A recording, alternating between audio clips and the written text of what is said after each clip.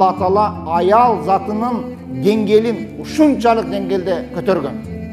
Ушунчалык деңгээлде көтөргөн.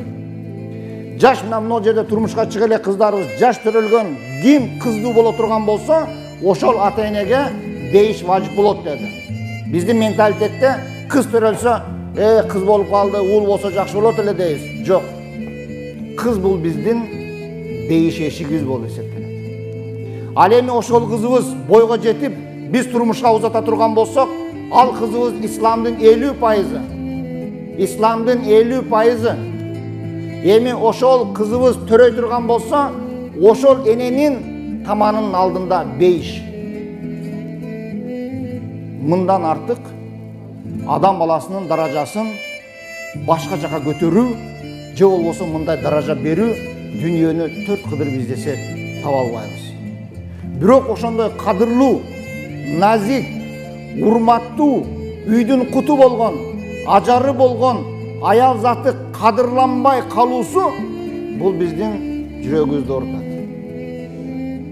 Биз канчалаган мына жаш үйлөнгөн жаш жубайлар менен ушунчалык кубанычка бөлөнүп никесин кыясын, анан кийин эле кубалашып келип калат. Же кайненесине жакпайт, же кайненесине келини жакпайт.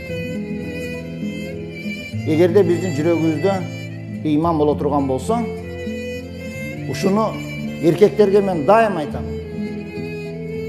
Бул кызды ата-энеси тарбиялап, 18 жыл бир үйдө тарбияланып, сенин үйүңө мусафир болуп келип атат.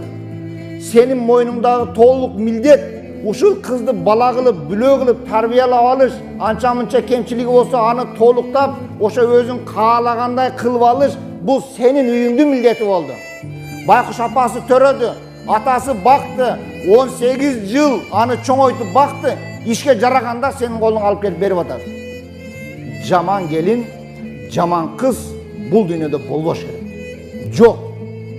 Ал жаман кызды да, жаман келинди да биз өзүбүз пайда кылабыз. Айван эмес го. Бул адам, үйрөтсөк болот, сабыр кылсак болот. Ошондуктан апалар, bunday армандуу нерселерди бүгүн биз айтпайлык.